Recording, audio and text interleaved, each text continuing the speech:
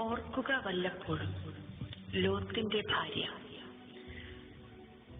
അതിരാവിലെ ഒരു ഗ്ലാസ് കാപ്പി പോലും കുടിക്കാതെ ഓടിയ ഓട്ടം ഞാൻ ഇന്നലെയും ഓർത്തുപോയി. അപ്രതീക്ഷിതമായി ഭവനത്തിൽ 2 അതിഥികൾ വന്നതും അവരുടെ നിർബന്ധത്താൽ സ്വതം വിട്ടതുമെല്ലാം ഇന്നെന്ന പോലെ ഓർക്കുകയാണ്. അച്ചായനും ഞങ്ങൾക്കും വലിയ മനസ്സൊന്നുമില്ലായിരുന്നു അവിടം വിടുവാൻ. അതിഥികളിൽ ഒരുവൻ ഞങ്ങളുടെ കൈക്ക് പിടിച്ചാണ് പട്ടണത്തിന് പുറത്താക്കിയത്. ജീവരക്ഷയ്ക്കായി ഓടിപ്പോകാം, പുറകോട്ട് നോക്കരുത്, ഈ പ്രദേശത്തെങ്ങും നിൽക്കുകയുമരുത് എന്നുള്ള ആ ഓർഡർ കേട്ടപ്പോൾ ഓടാതെ തരമില്ലല്ലോ. കൊച്ചു വെളുപ്പാൻ കാലത്ത് ഓടി ശീലമില്ലാത്ത ഞാൻ രണ്ടും കൽപ്പിച്ച് ഓടാൻ തുടങ്ങി. ഇപ്പോഴൊക്കെയാണെങ്കിൽ നിങ്ങളിൽ പലരും വെളുപ്പിന് ഓടി ശീലമുള്ളവരാണല്ലോ. പക്ഷേ അന്നത്തെ ആളുകൾക്കൊന്നും ഇങ്ങനത്തെ ഒരു വ്യായാമശീലമൊന്നും ഇല്ലായിരുന്നു. നല്ല നീരോട്ടമുള്ള പ്രദേശത്ത് സുഖമായി പാർത്തിരുന്ന പരദേശിയായ എനിക്ക് പർവ്വതത്തിലേക്കുള്ള ഓട്ടം അത്ര എളുപ്പമായിരുന്നില്ല.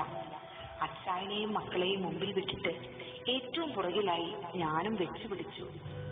കരുതി വെച്ചതെല്ലാം ഒരു നിമിഷം കൊണ്ട് വേണ്ടെന്ന് വെച്ചുള്ള ആ ഓട്ടത്തിൽ മനസ്സ് വിട്ടുപോരുവാൻ മടി കാണിച്ചു.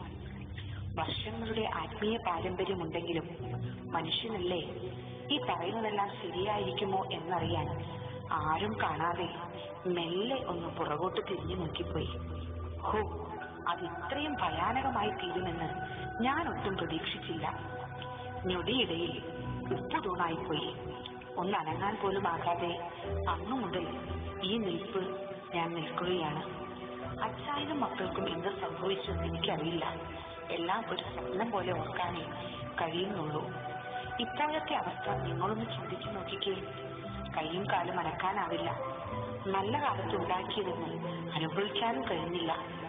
2 മക്കളും പെൺകുഞ്ഞുങ്ങളാണല്ലോ എന്നോർത്ത് ഞങ്ങൾ ഇരുവരും രാപ്പകൽ അവർക്ക് വേണ്ടി അധ്വാനിച്ച് ഒത്തിരി സമ്പാദിച്ചതാണ്. എണ്ണിക്കൂടാത്ത വണ്ണം ആടുമാടുകളും ധനസമ്പത്തും ദാസീദാസന്മാരും ഉണ്ടായിരുന്ന കുടുംബത്തിലെ കൊച്ചമ്മയായിരുന്നു ഞാൻ. ഇങ്ങനെ നിൽക്കുവാൻ തുടങ്ങിയിട്ട് വർഷങ്ങൾ എത്രയായി.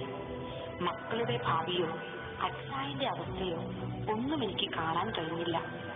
ആർക്കും എന്നോട് ഒരു ദയ തോന്നുകയോ അച്ചായൻ പോലും ഒന്ന് വന്ന് അന്വേഷിക്കുകയോ ചെയ്തില്ല. ഇപ്പോൾ എന്നെ കാണുവാൻ ധാരാളം ആളുകൾ ലോകത്തിന്റെ വിവിധ ഭാഗങ്ങളിൽ നിന്ന് വരാറുണ്ട്. വരുന്നവരൊക്കെ എന്നെ നോക്കി ഒരു പരിഹാസച്ചിരിയാണ്. ആദ്യമൊക്കെ അല്പം വിഷമം തോന്നിയെങ്കിലും ഞാനത് ഇപ്പോൾ തീരെ മൈൻഡ് ചെയ്യാറില്ല. എന്റെ ഇപ്പോഴത്തെ നിൽപ്പിനെ കുറിച്ച് അറിയാത്തവരും കേൾക്കാത്തവരും കുറവാണ്. കാണുന്ന മൃഗങ്ങളൊക്കെ എന്റെ ശരീരം നക്കി നോക്കിയിട്ടുണ്ട്. ആധുനിക കൽപ്പനികൾക്കൊന്നും ഇത്ര നല്ല ഉപ്പുണ്ടാക്കാൻ കഴിഞ്ഞിട്ടില്ല എന്ന മട്ടിലാണ് അവയുടെ ആക്രമണം. ഇത്രയൊന്നും ഞാനും ചിന്തിച്ചിരുന്നില്ല. ദൈവത്തിന്റെ കൽപ്പന അവിശ്വാസത്താൽ നിരസിച്ച ഞാൻ എല്ലാവർക്കും ഒരു മുന്നറിയിപ്പായി ഇന്നും നിലകൊള്ളുകയാണ്. വല്ലപ്പോഴും എന്നെയൊന്ന് ഓർക്കുന്നത് നിങ്ങളുടെയൊക്കെ ജീവിതത്തിന് ഒരു പാഠമായിരിക്കും. നിങ്ങൾക്ക് ആർക്കും ഈ ഗതി വരാതിരിക്കട്ടെ എന്ന് സ്നേഹത്തോടെ ലോത്തിന്റെ ഭാര്യ സോദോം ഗൊമോറ.